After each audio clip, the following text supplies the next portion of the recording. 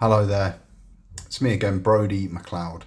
I'm not going to be talking about police corruption or controversial issues today or anything which, well, it is quite controversial. My topic for today, I did a video the other day where I asked four different AIs a prompt regarding Israeli genocide. So, like, are what the Israelis are doing in Palestine at the moment constituent of genocide? And whilst it hasn't been ruled by any court, so they have to kind of go off the ruling, a bit like people who say, like, is Lily my sister, and they go on Wikipedia, it doesn't say it on Wikipedia, so they don't sort of, they've got nothing to go on, there's just no reference of it, there's no reference. Nobody, it doesn't say anywhere on Google categorically from the International Criminal Court or the International Court of Justice that Israel are committing genocide. It's kind of not to conflate the two in any way related, but they can only go, the large language models, on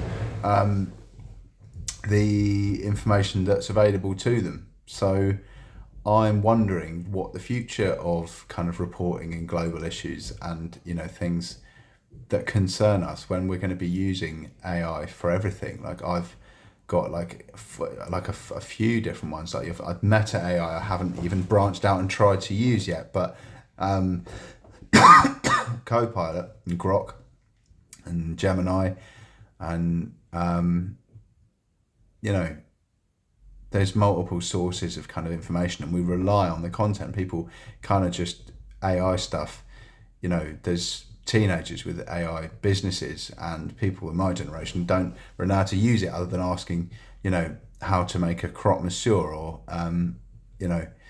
what the law is on something. I don't know. Like, we kind of trust it, but they all have differing perspectives, and that kind of mirrors my situation in a way. Like, I've got a bit of a conundrum in my life where, like, from one point of view, is a really, really bad way of looking at things, and from another point of view, it's really not that as bad as the point of view that makes it look really bad. And there's differences of opinion.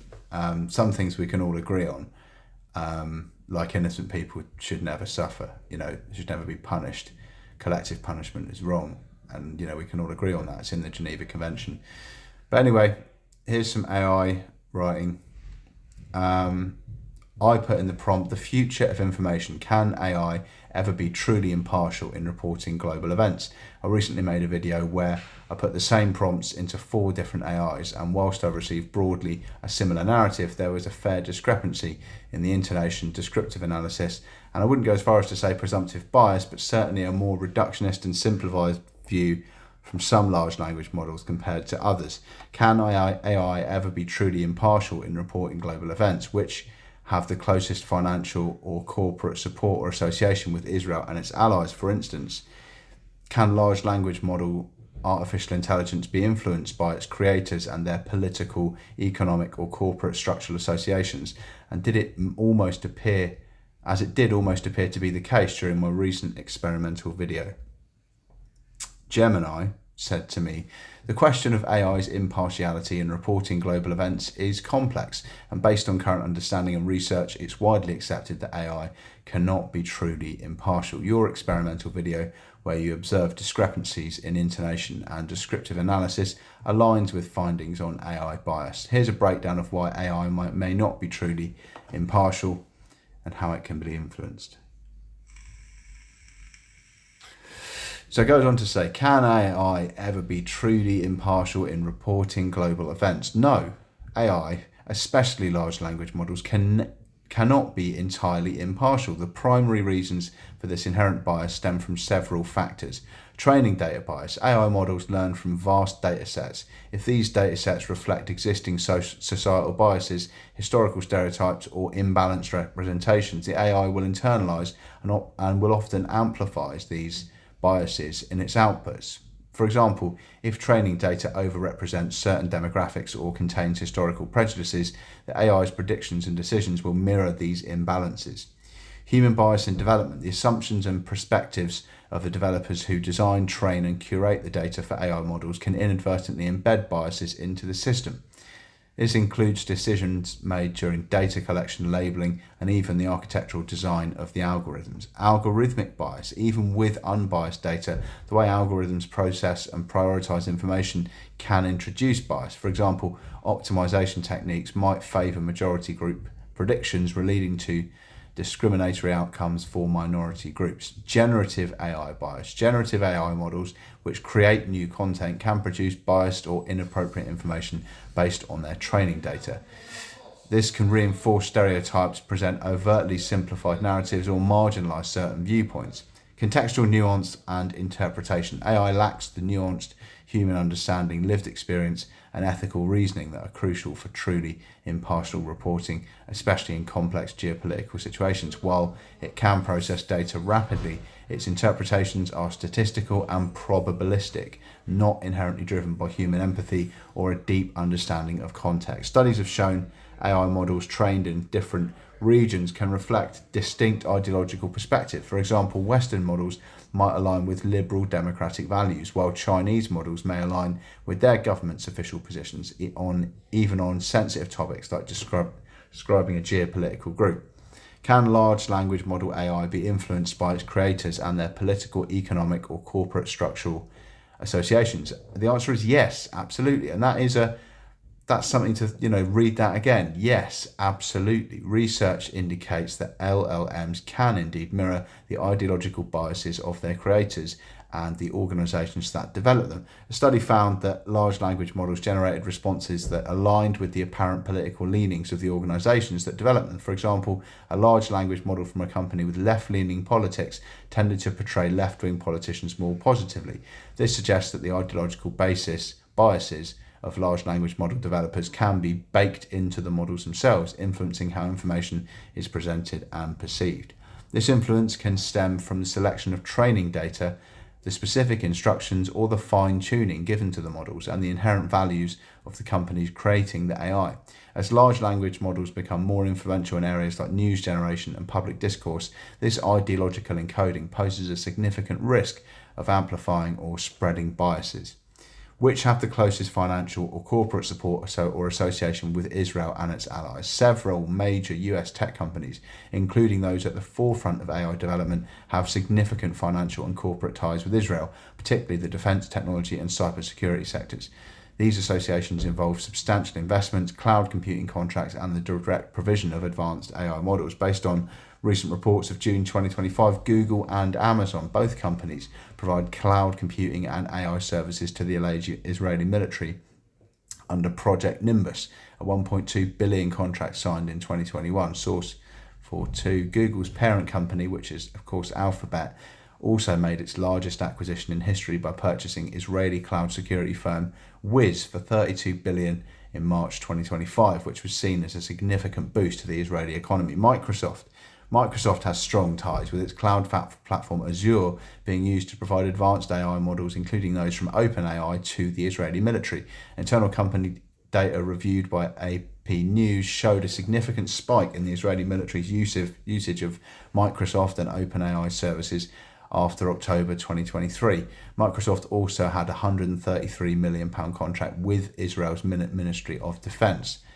That's directly from Microsoft. OpenAI, so ChatGPT, while OpenAI states it doesn't have a direct partnership with Israel's military and its usage policies prohibit developing weapons or harming people, its advanced AI models are accessed by the Israeli military through Microsoft's Azure cloud platform.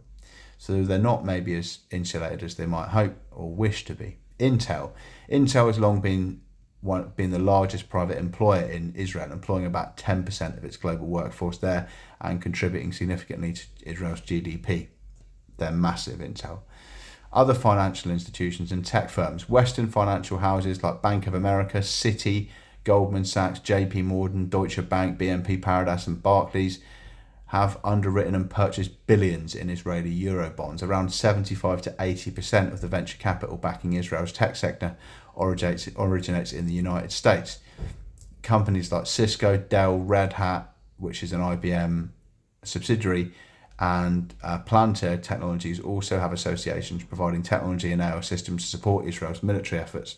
These associations demonstrate a deep interconnectedness between leading AI and tech companies and Israel's financial and, corporate landscape, particularly within its defense and technology sectors. In conclusion, while AI offers incredible capabilities for processing and synthesizing information, achieving true impartiality remains a significant challenge due to inherent biases in training data, the influence of developers, and the broader corporate geopolitical context in which these models are created and developed. Transparency, rigorous testing, and continuous human oversight are deemed crucial steps towards mitigating these biases and ensuring more balanced reporting. So, yeah, on balance, ChatGPT is the one that's least associated with Israel, and all the rest are massively, like, they used AI in the drones in the Palestinian bombing campaigns. As far as I'm aware, a lot of the software, they literally use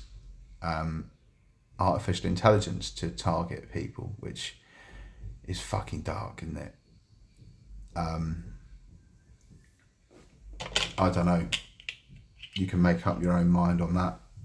I'm trying to make up my own mind on lots of things, and it's not going too well. I want to remove this thing. Can you see that? Right where my bed is, there's a call point with a button on it, and it fucking digs into the back of my head every day when I'm trying to go to sleep, or when I'm reading a book in bed, or sometimes scrolling through my phone in bed. But if I'm doing anything other than actually directly lying down asleep, you can see this thing here. It's just really lovely, kind of right in the back of my head when I'm trying to sit in my bed. I try and put a pillow up against it, and then it just sort of rolls down. And yeah, I should probably make my bed. I haven't made my bed today. And I hope that you all enjoy the rest of your day with the people that you enjoy it with, and that you keep your ears and eyes peeled for inherent sort of cognitive presumptive bias within AI if you're looking to research and trying to find out the truth of a situation, because truth is out there but not always in here in our phones when we ask for it, because some stuff that's just not on Google, and sometimes the people who are providing the answers are inherently corrupt or biased themselves, and don't want to provide answers which are going to incriminate their own affiliations or associations.